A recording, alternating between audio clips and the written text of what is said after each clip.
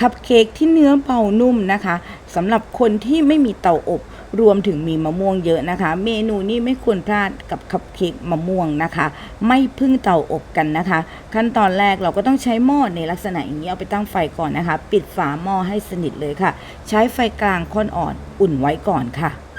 หลังจากนั้นเราก็จะใช้มะม่วงค่ะ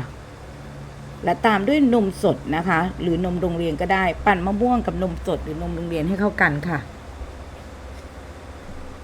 หลังจากนั้นใช้ไข่แดง2 ฟองนะคะตีค่ะกับน้ำตาลทรายค่ะและนมผสมมะม่วงนั่นเองค่ะรวมถึงน้ำมันมะกอกด้วยนะคะค่อยๆร่อนแป้งเค้กลงไปค่ะผงฟูค่ะ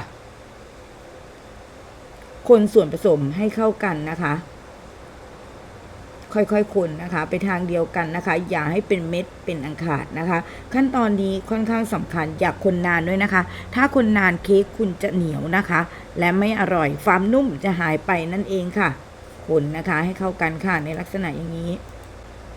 หลังจากนั้นใช้ไข่ขาว2 ฟองนะคะซึ่งไข่จะต้องเป็นเบอร์2ค่ะตีด้วยสปีดกลางก่อนหลังจากนั้นนะคะขึ้นฟองลักษณะนี้ใส่น้ำมะนาวลงไปค่ะตีด้วยสปีดสูงนะคะสักประมาณ1 นาทีค่ะตีสปีดสูงไปเรื่อยๆนะคะ1 นาทีค่ะหลังจากนั้นนะคะใส่น้ำตาลทรายลงไปค่ะตีจนตั้งยอดอ่อนในลักษณะอย่างนี้นะคะแล้วแบ่งไข่ขาวกับนะคะออกเป็น3 รอบด้วยกัน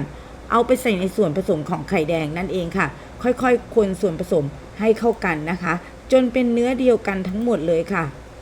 นี่ค่ะเราจะได้ส่วนผสมในลักษณะอย่างนี้นะคะแล้วค่อยๆใส่จนไข่ขาวหมดนะคะพักส่วนนี้ทิ้งไว้นะคะหลังจากนั้นค่ะเรามาหยอดค่ะหยอดลงไปค่ะเป็นถ้วยในลักษณะอย่างนี้นะถ้วยในลักษณะอย่างนี้ค่อนข้างดีเลยค่ะถ้าเกิดจะไปเอาไปอบนะคะบนเตาแก๊สพิกัดถ้วยในลักษณะอย่างนี้นะคะในตะกร้าด้านล่างได้เลยค่ะค่อยๆหยอดลงไปค่ะหลังจากนั้นใส่เนื้อมะม่วงสุกลงไปอีกค่ะเพื่อความฉ่ำนั่นเองค่ะเราจะได้กลิ่นมะม่วงอ่อนๆนะคะจากตัวเค้กนั่นเองค่ะรวมถึงน้ำมะม่วงที่ใส่ลงไปด้วยนะคะใส่ลงไปค่ะหลังจากนั้นเอาไปวางค่ะ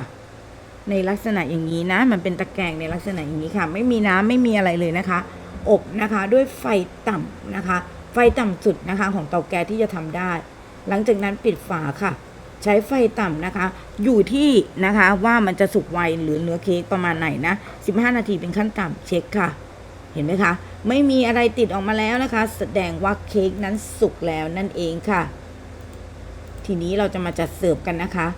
แล้วก็เอาออกจากพิมพ์นะคะในลักษณะอย่างนี้จะเห็นถึงความนุ่มนะคะตัวมะม่วงจะอยู่ด้านล่างในลักษณะอย่างนี้ความนุ่มก็จะมีความนุ่มออกมานะคะเราเสิร์ฟนะคะด้วยนะคะน้ำผึ้งนั่นเองค่ะบอกเลยว่าฉ่ำมากๆยิ่งทานตอนเย็นๆนะคะอร่อยมากๆเลยนะคะลองไปทำกันดูนะคะสำหรับคนไม่มีเตาอบทั้งหลายแหละค่ะสำหรับคลิปนี้ลาไปก่อนเจอกันใหม่คลิปหน้าสวัสดีค่ะ